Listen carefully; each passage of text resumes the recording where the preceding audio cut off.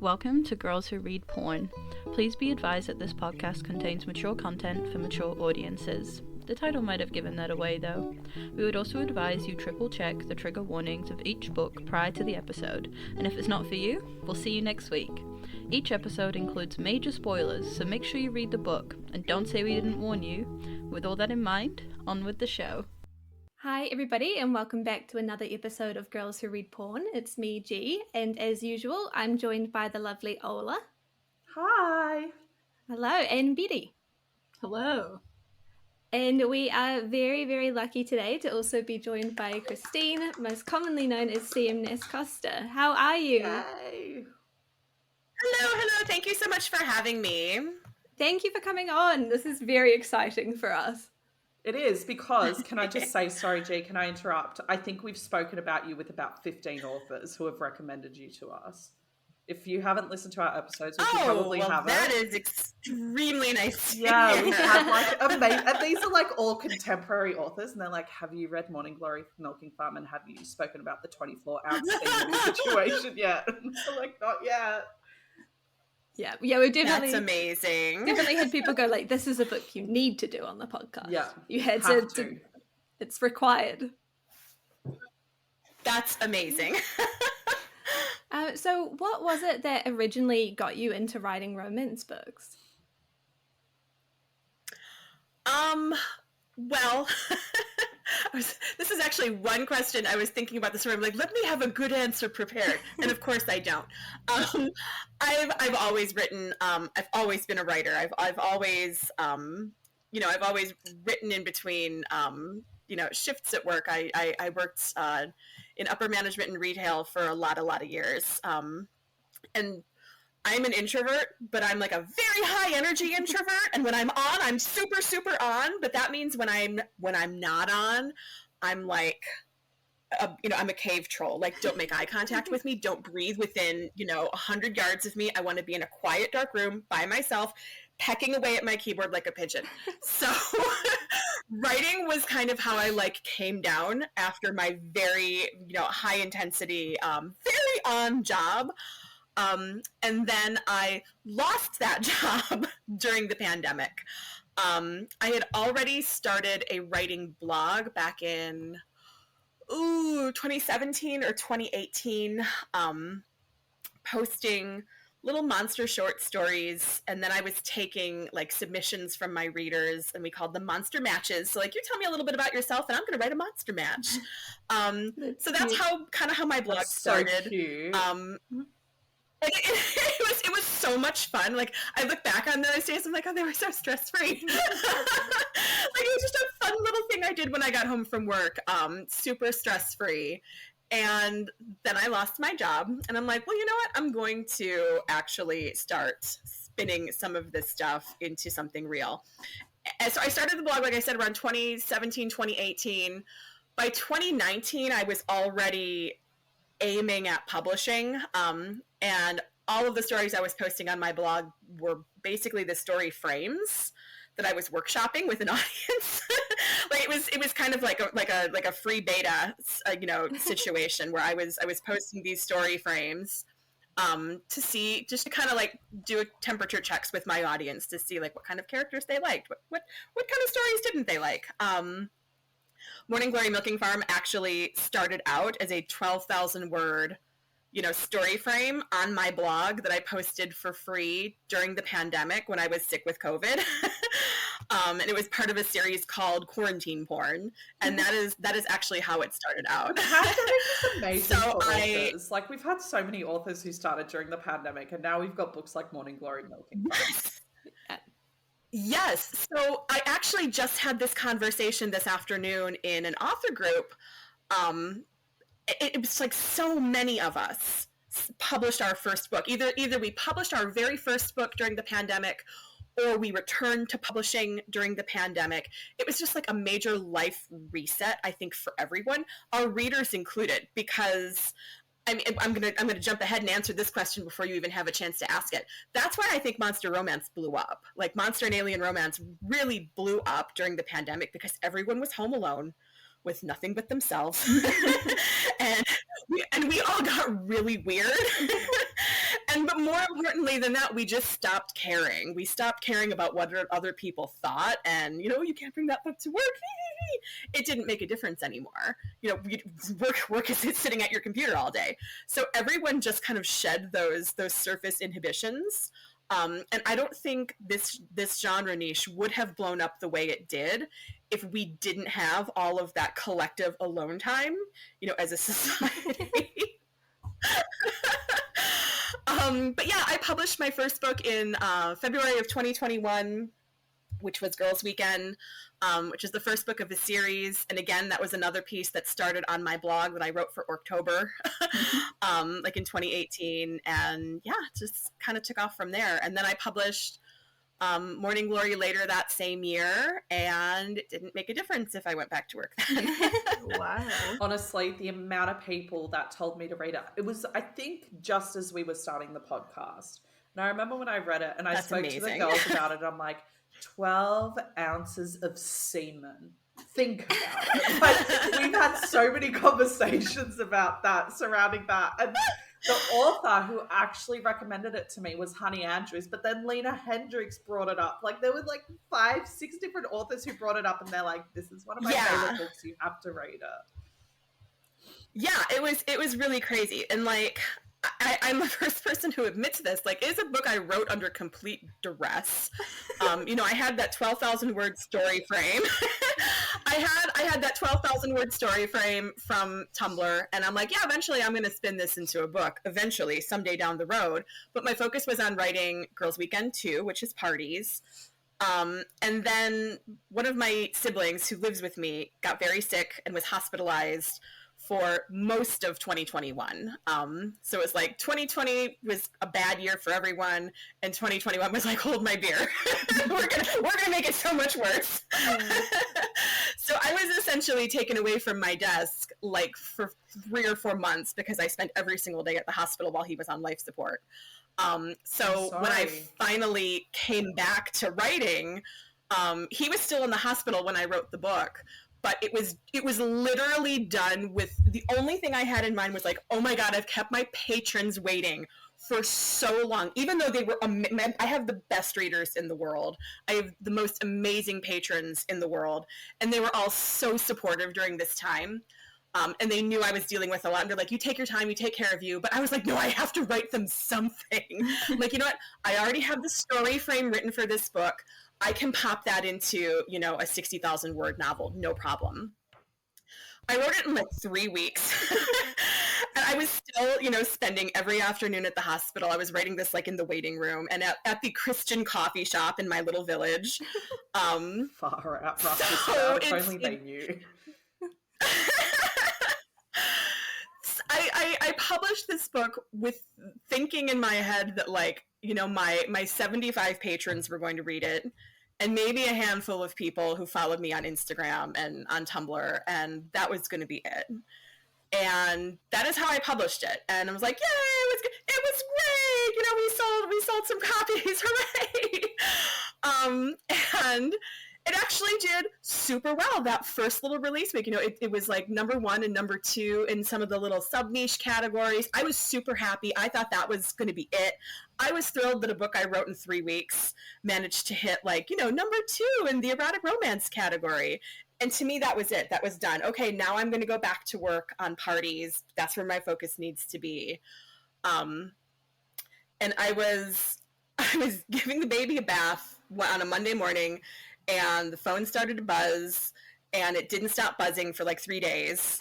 And it was hours that afternoon before I got to it to see that Ruby Dixon had reblogged the book on her Facebook group. Nice. And it went viral on Facebook.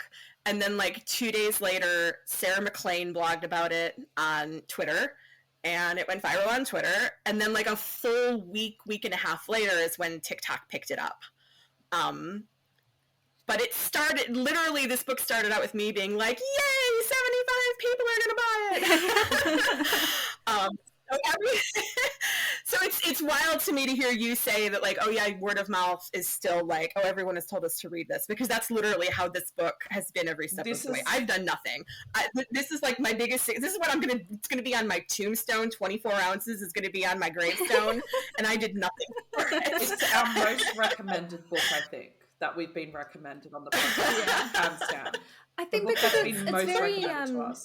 it's very unique as well, because I guess, because it's monster romance, but it's also like it's monster romance from a different angle. It's almost like rom-com, contemporary, small town, like that sort of, like a lot of books that people would normally pick up if they were human-based, but it's just monsters. Oh, yeah. I was just saying that we had one of the authors on, and I remember we were trying to explain to Betty and G, we were like, this is the sweetest book. Like, you don't understand how lovely it is. But there's like 24 ounces of cum in it. Like, that's really important in this book. Like, you need to understand it's very sweet, but there's so much cum everywhere. Oh my God.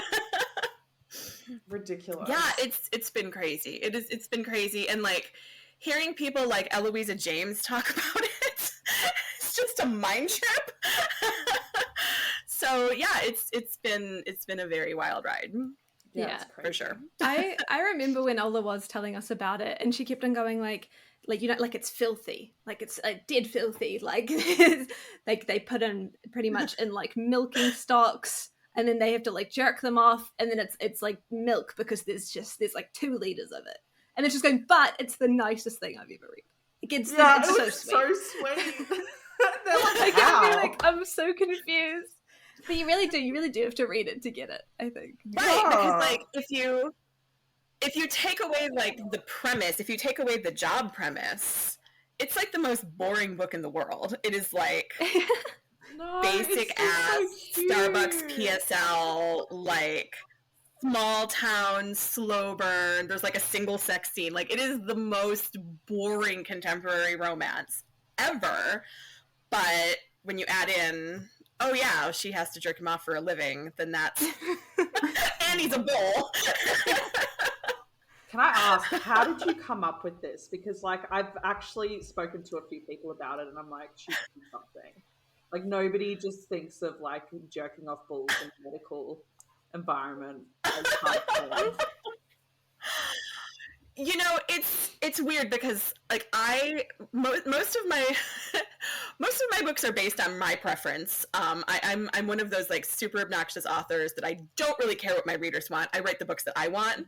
I have a very low threshold of patience for erotica. Like I get very bored with it very quickly. Like I want a sexy story, but if you're going to give me, you know, a 20,000 word sex scene, I am going to be flipping through it and just skimming by like page 3. So like I knew I didn't want to write that. And it's the pandemic, so I'm stuck home, and like, you know, our TV is flipping between like a constant rotation of like CNN and the Hallmark Channel. So like Hallmark with monsters, that's it. And that's what I want to write. I just want to write like nice, sweet love stories that you find on the Hallmark Channel, but that are filthy and that have monsters. So I joke that all of my books have started out with a shitpost, and that's kind of true. Like I'll joke about something, and the person I'm talking with is like, haha, that's a funny joke, and then I'm like, oh, well, you just watch. I'm gonna now that you laugh, I have to write it. So I think that's probably true of like all my books at this point. Like they've started with like they have the shape of a shitpost, like as they go into workshopping. Wild. That's really interesting because we were like, does she know that we like people find her books both cute and hilarious? Yeah, we were actually saying that because I think it's funny as fuck. I'm so like in a good way, like in like a oh my god, hilarious. Like because it's such a juxtaposition. It's like, you know, you've got these really well fleshed out characters, but it's in this like entirely alternate universe, but it's just set in this sweet little town. Like it's, you know, you've got like these monstrous it's Hallmark. Hallmark is produced by Skinamax. Like that's how I describe it. Like it's so cute, and it's so weird that it's so cute, and I like it. Yeah. I really liked, because I read the main 3 from the Cambric Creek series that you've released so far, and I loved the Sweet Berries about the Mothman, because he's like this huge Mothman, and he's just so anxious. He's just like got debilitating social anxiety, but he's like a 7 foot tall. This is why we're laughing about it, because what the actual fuck, exactly. like how? He's a giant Mothman, and he can in fact snap you like a twig, but he's also just like an autistic scientist, and all he wants to talk about are hummingbirds. What is in your brain? Sustainable farming. Fucking hell. What about, do you when you read, do you read a lot of monster romance as well? So I used to. I am either in reading mode or writing mode. I cannot do both. And I'm actually just entering back into reading mode, and it's so nice. Like I am ripping through this historical romance series right now by Emily Windsor. It's like the Governess Chronicles, and I'm just like tearing through these books because I haven't just sat down and read a book for pleasure in what feels like 5 years. Because I'm very conscious of picking up elements from other people's stories and turns of phrase and characterizations, and I don't want to be unduly influenced by someone else's book. And I think sometimes that happens to us really unconsciously, even when we go into it saying, "Oh, I'm just reading this. I'm not, you know, absorbing any of this." It happens without us noticing. And like actually, it was like one of those, "Oh no, did I steal this?" moments, even though I wrote this story a year ago and I just read this book this week. I was reading one of the Governess Chronicle books. It's let me recommend it because it's excellent. A governess should never deny a duke. Yes, it's fantastic. If you like Histrom, so good. But there's this moment at the beginning of the book, and she uses like an alliteration to describe him. And I do the same thing in a short story that I wrote last year that's in one of the Monsters in Love anthologies.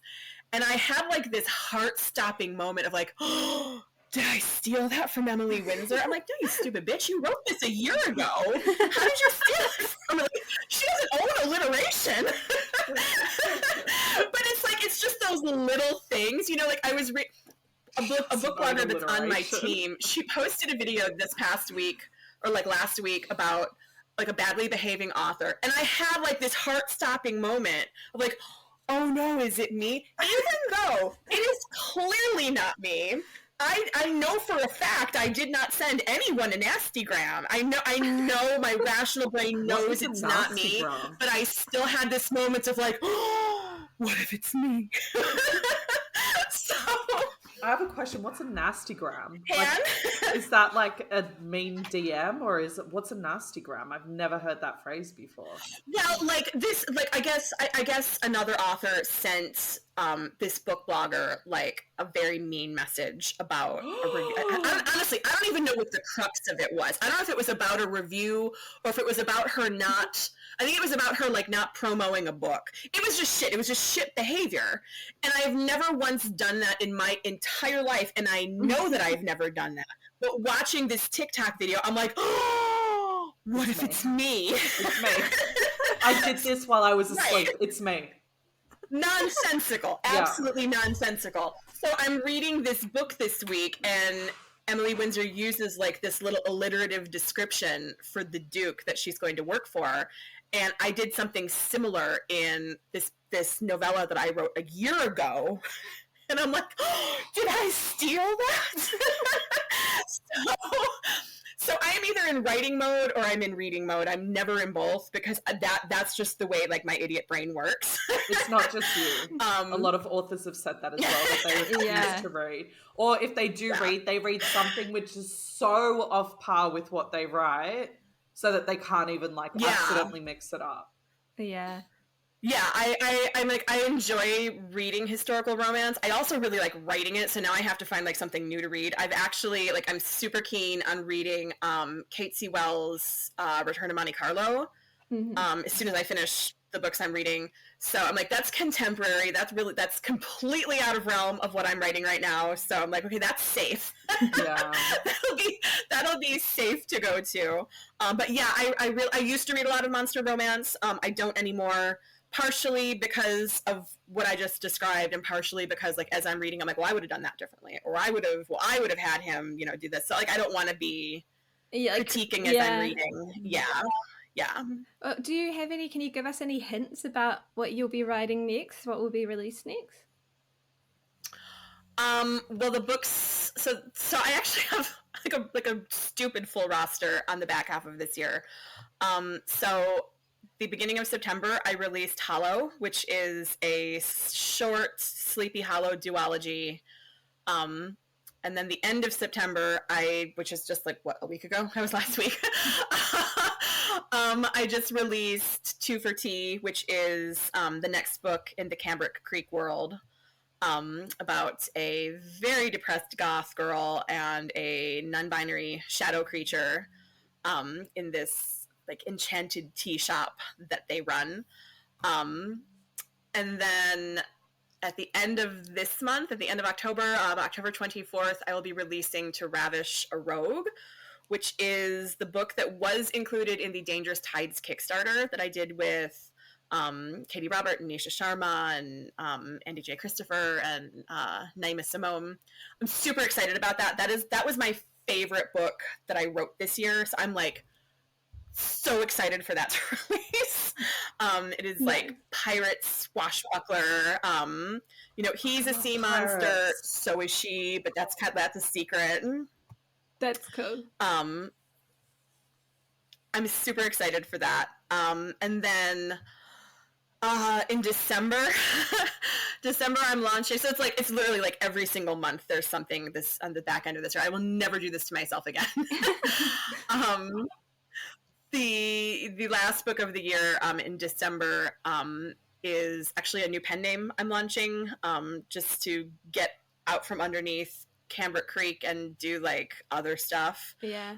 So it's a Phantom of the Opera retelling. It takes place in like mid-1990s New York City, and they're phone sex workers. Oh, that's cool. Fuck yes. Yeah. I'm looking forward to that. Us. Yeah. I'm super excited for that one. It's called Extensions. It is, you can find the pre-order link in my link tree, which is linked at the top of all my social media. I'm really excited for that one.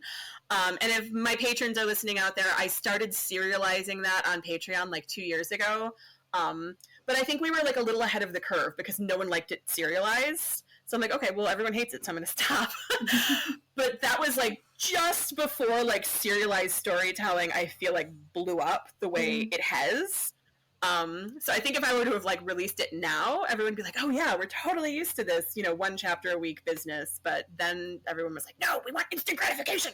and I'm an instant gratification girly, so I completely understand. So I'm going to be releasing that in December. I'm super excited about that one. That's awesome. That's very cool. Keep an eye out for when it comes out. A lot. And that's all this year. That's all this year. And then in 2024, 2024, I'm restarting the Girls Weekend series and the Wheel of the Year series. Those both stalled because of cover artist issues, which we've figured out finally. It's really hard, like, starting over with a new cover artist mid-series.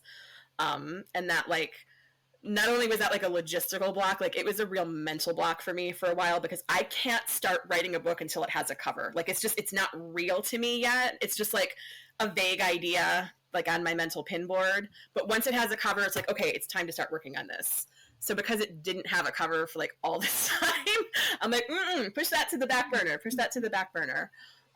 So both of those series are going to be restarting pretty shortly after the first of the year. So you're very busy. You're too busy. It's so busy. Take a holiday. Busy. And I've done a ton of signing events this year, which has been so amazing and so much fun. I did not know what to expect, going into this signing tour this year, but it has been an absolute blast. I'm probably not going to commit myself to quite as many next year, but where are you getting going out next year? and Do you know? seeing readers. Huh? Do you know where you're going next year so that people, if anyone's listening, can come and see you? Next year I'm going to be back at a Polycon. I'm going to be back at Steamy LitCon. I'm going to be hitting a couple Barnes & Noble events in the Maryland, Annapolis area. I'm going to be at a Barnes & Noble event in Oregon. I'm going to be at a Barnes & Noble event next week in Northern Ohio. I'm going to be doing Dreaming Dirty in Maryland. And that's not a lot of events. Like, I love how you're like, I'm toning it down a bit, but I'm only going to 65 events next year. That's half the events I did this year. Oh, I'm going to be back in Salem. I'm going to be back at Getting Witchy in Salem. We had a blast for that. I don't know how. Hey guys, this is Editing Betty coming in from the future to let you know that at this point in the recording, C.M Nascosta's internet cut out, and as much as we tried, we couldn't get her back. So it does just abruptly cut off, and we apologize for that. But I hope you enjoyed the part of the interview that you could hear. So thanks, guys. Did you want to say a little ditty that we lost C.M Nascosta to the cornfields? Okay. We lost C.M Nascosta to the Amish people. They're making a to the right now. Hi guys, so we've just lost C.M Nascosta to the Amish cornfields. So they're making a churn butter right now. She's out there. We might have to say goodbye, but it was so good having her on, and we'll definitely be keeping up with her books in the future. Next week we are doing From Lukov with Love by Mariana Zapata. That's right. Good shit. Yeah. Ola just has to read it. I can't talk. I will. Okay, well, we're recording tomorrow, and you're 7% of the way through a 550-page book, so... All right. Bye. Goodbye. Thank you for listening to Girls Who Read Porn. Follow us at Girls Who Read Pod on Twitter, Instagram, and Facebook.